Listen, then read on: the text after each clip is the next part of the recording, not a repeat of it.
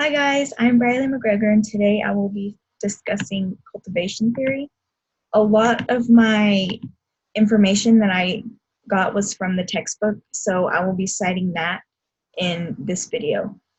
To start off, according to our textbook on page 367, cultivation theory is research designed to find support for the notion that those who spend more time watching TV are more likely to see the real world through TV's lenses.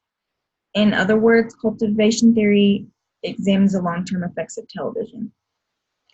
I think that this theory is really being tested, especially in today's world, since everyone is glued to their phones and social media. Some of the core ideas that this theory presents is that, also according to the textbook on page 363, because TV contains so much violence, people who spend the most time in front of the tube develop an exaggerated belief in a mean and scary world. An example of this theory would be the MTV show called 16 and Pregnant. I believe this purpose of the show was to scare young teens by showing them how hard it is to be young and pregnant. However, for some people, it was the complete opposite. They believed that they would not have the same problems the stars on this TV show did, showing how this theory can be completely diverse.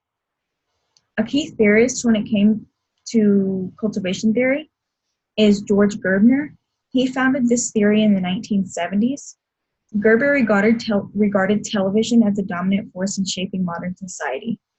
On page 363 of the textbook, it explains, Gerbner was convinced that TV's power comes from the symbolic content of the real-life drama shown hour after hour, week after week. Some critiques of this theory would be the lack of categorization, especially when it comes to the content analysis. Also, this theory focuses more on the effects rather than the characteristics. This theory also ignores the subject's background. This theory plays off of something called the mean world syndrome. Also said by Gerbner, mean world syndrome is a phenomenon where viewers believe that the real world is actually more dangerous than it really is. On page 363 of the textbook, it explains, until the advent of broadcast media, the two acceptable storytellers outside of the home were schools and faith communities. Today, the TV set is a key member of the household with virtually unlimited access to every person in the family. Television dominates the environment of symbols, telling most of the stories most of the time. Gerbner claimed that people now watch television as they might attend church, except that most people watch television more religiously. This theory incorporates many prongs, the first prong being the institutional process analysis.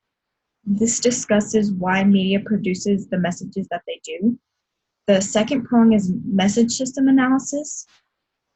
This is, according to page 365, scholarship that involves careful, systematic study of TV content, usually employing content analysis as a research method. And then the third and final prong is cultivation analysis, which I explained at the beginning paragraph. So mainstreaming is an important part or aspect in this theory because it's the habit that the viewers intake. We see the same pattern over and over again, and when we begin to view it over and over, it becomes a habit. It is also important to remember that people who live in high crime areas are more likely to experience mean world syndrome because what they see on TV is more realistic to their surroundings and where they live because it is a high crime area. The major findings of this theory is the mistrust of people, perceived activity of police, and the positive correlation between TV viewing and fear of criminal victimization.